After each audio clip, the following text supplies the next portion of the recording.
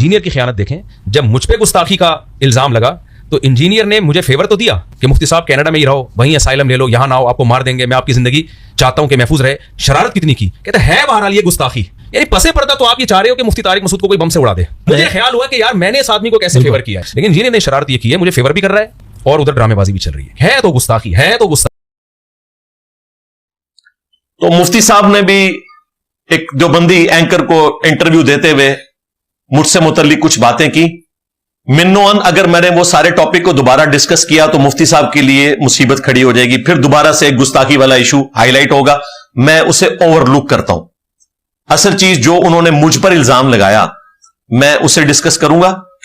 انہوں نے اس میں بولا کہ انجینئر صاحب نے جب مجھ پر گستاخی کا الزام لگا تو سپورٹ کیا, اس میں کوئی شک نہیں, لیکن پس پردہ وہ یہ چاہ رہا تھا کہ مفتی کو کوئی بم سے اڑا دے. انہوں نے کہا کہ وہ اندر سے یہ چاہ رہا تھا کہ مجھے کوئی بم سے اڑا دے, اور اس کے ثبوت میں انہوں نے کہا کہ اس نے میری ان باتوں کو گستاخی کہا اور مجھے گستاخ کہا. تو اس کا مطلب یہ ہے کہ جب مجھے تم گستاخ کہہ رہے ہو اور پھر یہ بھی کہہ رہے ہو کہ باہر کے ملک رہو, توبہ کر لی کافی ہے, لیکن چونکہ تم نے مجھے گستاخ کہا تو گویا کہ تم مجھے ونریبل کر رہے ہو.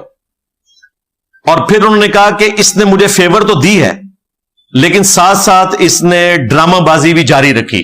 یہ لفظ انہوں نے استعمال کیا ہے, گستاخ گستاخ کی رٹ. حالانکہ میری پوری ویڈیو میں کہیں میں نے مفتی صاحب کو گستاخ نہیں کہا, ان کے عمل کو گستاخی کہا.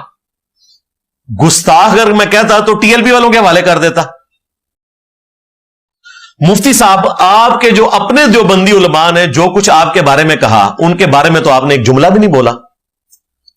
مفتی منظور مینگل نے آپ کو گستاخ کہا, اور مفتی اعظم امریکہ جو آپ کے ہیں مفتی خون, انہوں نے تو باقاعدہ ویڈیو ریکارڈ کروائی 25 منٹ کی, جس میں انہوں نے کہا کہ آپ مفتی منیب الرحمان کو, مفتی تقی عثمانی کو لے کے بیٹھے پبلکلی کیمرے میں, ان کے سامنے کلمہ پڑھ کے مسلمان ہو.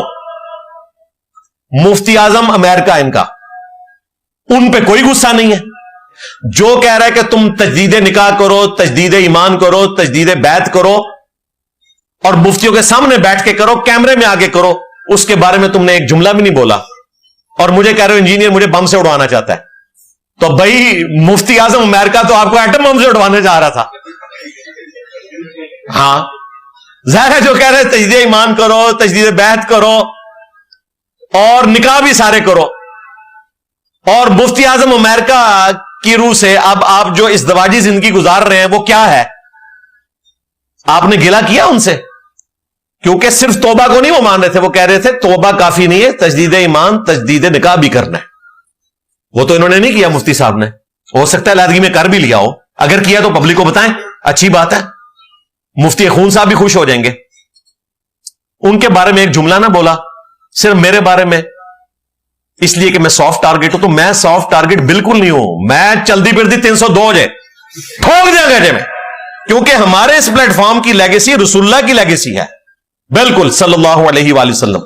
جو رسول اللہ کے ساتھ غداری کرے گا, ان کی دعوت حق کے ساتھ غداری کرے گا, تو اس کے لیے ہمارا ایک رٹز ہی کافی ہے.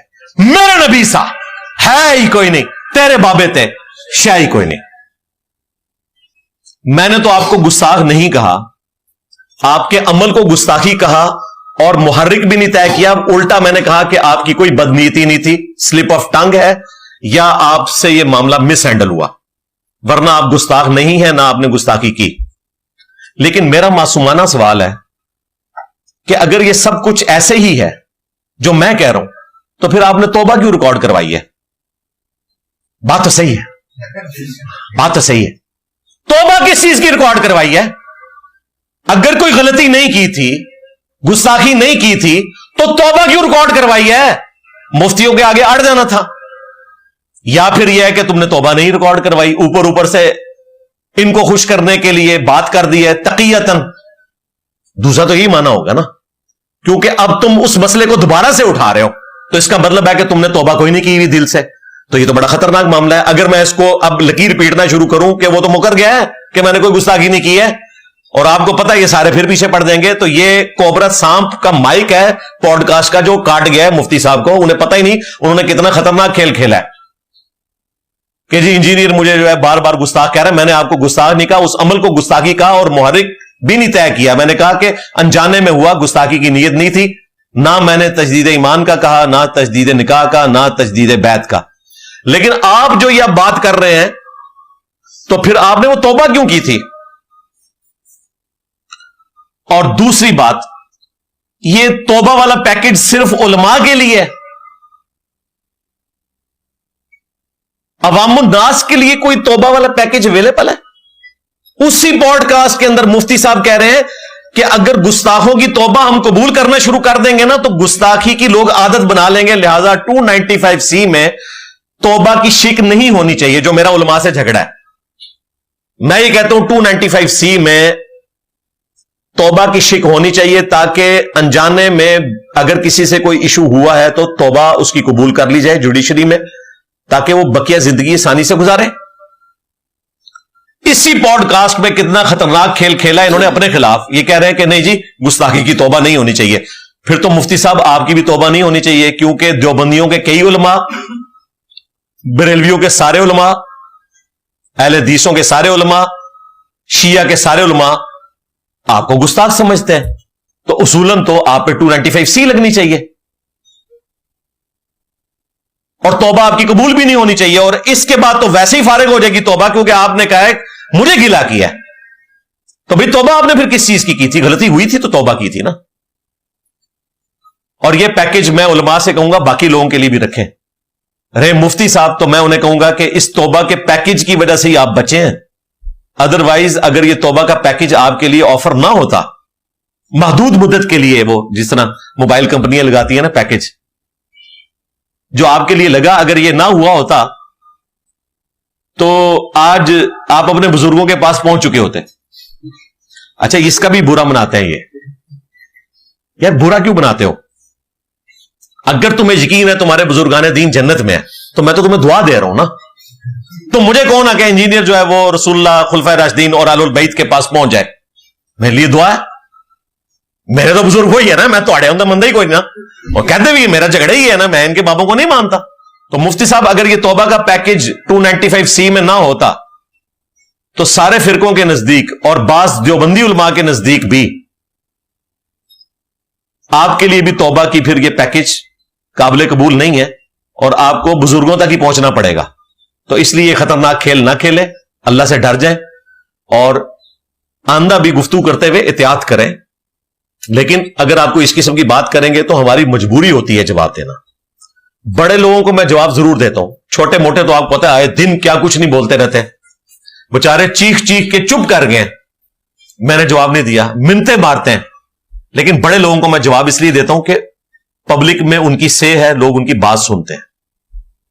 باقی کسی چھوٹے کو شوق ہے نا جواب لینے کا, تو اپنے بڑے سے وہی بات کہلوا دے, انشاءاللہ تعالی اگلی اتوار میں اس کی طبیعت بھی صاف ہو جائے گی. ہاں یہ پیکج لے لیں میری طرف سے. مجھے بعض لوگ اپروچ کر کہتے ہیں فلاں مفتی سامنے آیا, فلاں مولوی سامنے آیا, فلاں سپیکر سامنے آیا, آپ اس کا جواب دیں. میں نے کہا کوئی مسئلہ نہیں ہے, بڑے مفتیوں سے جواب دلاؤ. اور میں بارہا اپنے پلیٹ فارم سے کہہ چکا ہوں کہ آپ لوگ مجھے غلام احمد قادیانی دجال سے بڑا فتنہ سمجھتے ہیں اپنے نظام میں, تو اس کے مقابلے پہ تو پیر میر علی شاہ صاحب نکلے تھے, ثناء اللہ امرتسری نکلے تھے جو اس وقت کے بڑے بڑے علماء تھے.